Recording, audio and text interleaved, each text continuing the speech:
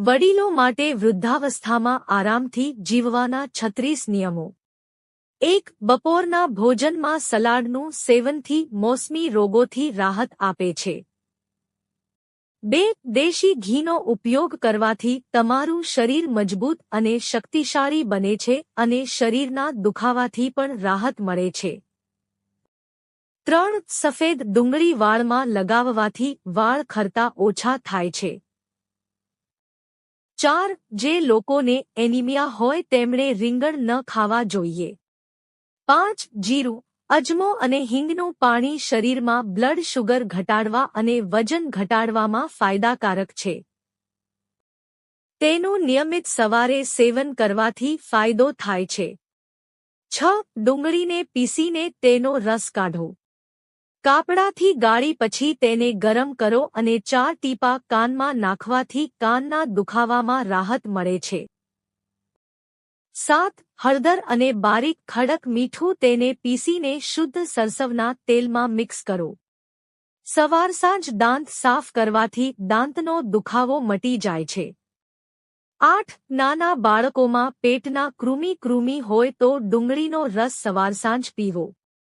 1 તોલાને ગરમ કરીને ખવડાવવામાં આવે તો જંતુઓ ચોક્કસપણે મરી જશે। 9. નાના બાળકોમાં ઉલટી અને ઝાડા માટે દાડમ રસને નવશેકા ગરમ કર્યા પછી બપોરે અને સાંજે 1-1 ચમચી આપવાથી શિશુની ઉલટી ચોક્કસપણે બંધ થાય છે। 10. રોજ સવારે 1 મુઠ્ઠી પલાળેલા શિંગદાણા, બદામ, અખરોટ ખાવી આરોગ્ય માટે ખૂબ લાભકારી હોય છે। 11. કાચા બટાકાને પીસીને તેનો રસ કાઢો, પછી તેને બળી ગયેલી જગ્યા પર લગાવો। તે રસ લગાવવાથી આરામ મળે છે।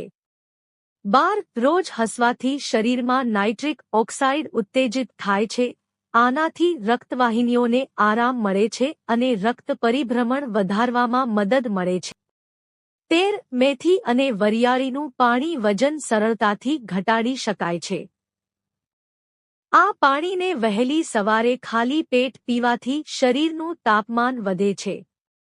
14. પેટમાં એસિડિટીની સમસ્યાથી છુટકારો મેળવવા માટે દરરોજ સવારે જીરું, અજમા અને હિંગના પાણીનું સેવન કરવું ફાયદાકારક છે।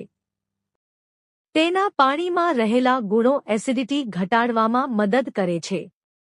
15. કબજિયાતની સમસ્યામાં જીરું, હિંગ અને અજમાનું પાણી પીવાથી પણ ફાયદો થાય છે। આ પાણીમાં રહેલા ગુણો પાચનને સુધારવામાં મદદ કરે છે। 16. ઠંડા વાતાવરણમાં કસરત કરવાથી શરીર ગરમ રહે છે। ઉપરાંત, તમે વર્કઆઉટ દરમિયાન ખૂબ થાક અનુભવતા નથી। દરરોજ 40 થી 45 મિનિટ કસરત કરવાથી તમને વધારાની કેલરી ઝડપથી બર્ન કરવામાં અને આકર્ષક ફિટનેસ મેળવવામાં પણ મદદ મળે છે। 17. સવારે પાણી પીવું જાડાપણાને ઓછું કરવામાં પણ મદદરૂપ સાબિત થાય છે। 18. રોજ હસવાથી હૃદય મજબૂત બને છે। જ્યારે તમે હસો છો, ત્યારે રક્તવાહિનીઓની કાર્યક્ષમતા વધે છે। 19. 2 થી 3 તાજા ટમેટાં કાપી તેમાં સહેજ સંચર અને તીખા પાવડર નાખીને ખાવાથી પેટમાં ગેસ નથી બનતો અને કબજિયાત હોય તો તે પણ મટે છે। 20. ગોળમાં ગરમી હોય છે, જે મોસમી ખાંસી અને શિયાળા માટે પ્રભાવી છે। આ ઇમ્યુનિટીને પણ વધારે છે અને શરીરના તાપમાનને પણ નિયંત્રિત કરે છે। 21. ગરમ ઘી ગળામાં ખાંસીને ઘટાડવામાં મદદ કરે છે। 22. ફુદીનાના તેલને ગરમ પાણીમાં નાખી વરાળ લેવાથી છીંક બંધ થઈ જાય છે। તે સિવાય પાણીમાં વિક્સ નાખી વરાળ લેવાથી પણ છીંક બંધ થઈ જાય છે। 23. 2 ચમચા ચણાના લોટમાં 1 ચમચો મલાઈ ભેળી ચહેરા પર તેમજ શરીરે લગાડવું। સુકાઈ જાય પછી ધોઈ નાખવું। ત્વચા ચમકીલી થાય છે। 24. 1 શીશીમાં ગુલાબજળ ભરીને પર્સમાં સાથે રાખવું, જેથી લાંબી મુસાફરી દરમિયાન ચહેરા પર સ્પ્રે કરવાથી ત્વચા ફ્રેશ થાય છે। 25 શરદી અને તાવથી રાહત મેળવવા માટે તમે અજમાનું સેવન કરો. 26 એલોવેરા જેલથી ફેસ પરના ખીલ સરળતાથી દૂર થઈ જાય છે. 27 સવારનો નાસ્તો ખૂબ મહત્વનો હોય છે. તેને પેટ ભરીને કરવાથી બપોર સુધી એનર્જી કાયમ રહે છે. 28 સવારે ઉઠતા જ પાણી પીવું ખૂબ જરૂરી હોય છે. ખાલી પેટ પાણી પીવાથી પાચન ક્રિયા યોગ્ય રહે છે. 29 કોફી ત્વચા માટે ગુણકારી છે.